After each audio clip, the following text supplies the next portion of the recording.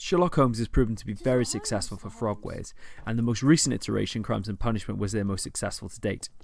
So with their 8th installment, The Devil's Daughter, you can imagine that they've adopted very similar traits in that you can absolve and condemn victims. There are 3 to 5 different outcomes per case. You can study the character portraits as normal, and you can discover lots of different things about the story.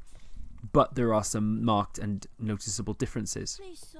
So, with the 8th installment from this franchise, not only can you now visit things as before, the graphics have been slightly improved, but there are also massive open spaces, so the game has almost captured a slight open world feel to it. You can actually now leave your apartment in 221B Baker Street and you can go walk around the lobby area, you can visit your neighbours, you can even walk in the outside area, pick up a newspaper, talk to people on the street, pick up a horse and cart from the street, you can walk outside Scotland Yard. The game is a lot more open now, and in addition to that, some locations you visit, you actually visit street areas rather than one marked location on the map. So in that street area you can walk around, you can talk to people, ask for directions, you can actually find different clues as you're walking around, as you go outside an area, so you actually learn more about a person and where they went and the events within a case. So it is quite different, and the spaces are rife for exploration, most definitely. There's not just one sort of set of objectives, so to find all the clues for each case is going to be a little bit harder than before. In addition to that, the puzzle solving is also much trickier too. In particular, in the second case, towards the end of it, there's actually a sequence of puzzles which are really difficult to solve. You have sort of tile-based things. You have to find the right combination of gears to use for a certain piece of apparatus, and then you also have to sort of mark a territory on a map. So the puzzle solving is a little bit difficult in this in comparison to Crimes and Punishment, but as before, you can still skip past them if you want to and just carry on with the story and the sort of the detective element of the game. And as a result, there are normal and hard difficulties as well, so you can actually make the puzzles even harder if you wanted to, and believe me, they're already pretty hard as is. The character profiles, you can also fail them now as well. Some of the additions in this, you can look at, say, a flag on a lapel and decide whether or not a person is being patriotic or whether or not they're just trying to draw attention to themselves. But then there's also the things you just notice whether or not there's sort of like a crease in their collar or there's mud on their boots or things like that. So you can still learn the basics about a character, but then you're also sort of multi-choice sequences as well, which you have to try and actually get accurate, and determine accurately. And this can again influence dialogue, conversational decisions as well while you're playing the game. And also, the another big difference as well is that Kerry Shale is no longer the voice of Sherlock Holmes. He's got a new voice actor in the game due to some differences between the company and the actor. And both characters also have a more modern look as well. I mean, you can still use your wardrobe and you can still change the appearance of Holmes and Watson, but the default expression is kind of somewhere sitting in the middle of old school Holmes, but something closer to sort of Benedict Cumberbatch's reinterpretation in the BBC TV series.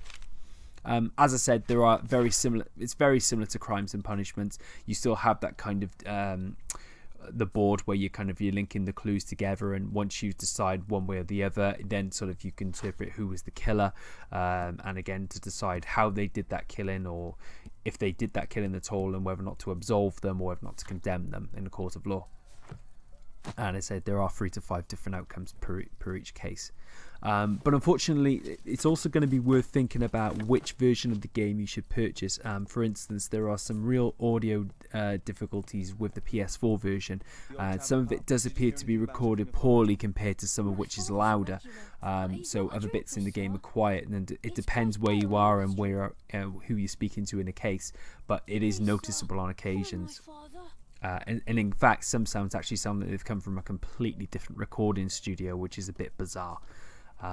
Another thing we've noticed as well is that there are some odd conversational choices, and they seem to lead nowhere.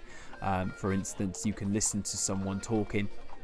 You can actually relate something to them during that conversation, but when you're actually it doesn't seem to lead anywhere. So you've actually suggested something to them, and then it seems to go off on another tangent entirely. So that sort of doesn't quite work in context of this, and it can seem a little bit odd and defeats sort of the intellect of Sherlock. It almost seems like we've got a more distracted Sherlock rather than a focused Sherlock, which does sort of tie in with what they've done narratively, but at the same time it's also a bit odd when you consider the character in question. They also found there's some serious frame rate issues on PS4. You're probably not seeing that much in the video here, but in certain cases when you're jumping between dialogue sequences or when you're sort of action-oriented sequences, you do notice some frequent skips in the frame rate, and as a result there's a lot of texture pop-ins and some poor draw distance, but I think that's generally to do with the engine rather than that's an issue specific to PS4. So that's something to bear in mind, and something that I didn't really notice as much with Crimes and Punishment, but for some reason I'm noticing it more now. Perhaps they're trying to include more in The Devil's Daughter, and also trying to, as a result, it's kind of affected the engine as a result. And I do find that some of the mini games are a bit frustrating. You've just seen one there where I had to eavesdrop on a conversation, and that's basically making sure both of the analog sticks fit in within that circle. So that can be a little bit frustrating sometimes. But there are much more frustrating ones than that as well. But the big takeaway from this, and as you've probably gathered by the title, Sherlock has a daughter. Now, I've studied a lot of sort of Conan Doyle novels. I've looked at a lot of the literature and a lot of the TV series, and this is something really, really different. And it's almost borderline fanficky, but there is a reason. And it's an interesting reason, and it's a reason that will keep you playing. In addition to the interesting cases that you're playing through the game as well, the reason that Sherlock has a daughter is the main sort of underlying story within the game, and things start to become more and more clear as you're progressing through the cases. So that's a nice touch I find with this, is that with Crimes and Punishment it more seemed to be just about the cases specifically, but there is a general story tying this all together. So on the whole, The Devil's Daughter is a very entertaining game. If you enjoyed Crimes and Punishment, you're going to love this. It is a little bit more frustrating in comparison. There are some technical hiccups, but generally this is a game well worth checking out. Thanks for watching. Don't forget to like, comment, subscribe. See you next time.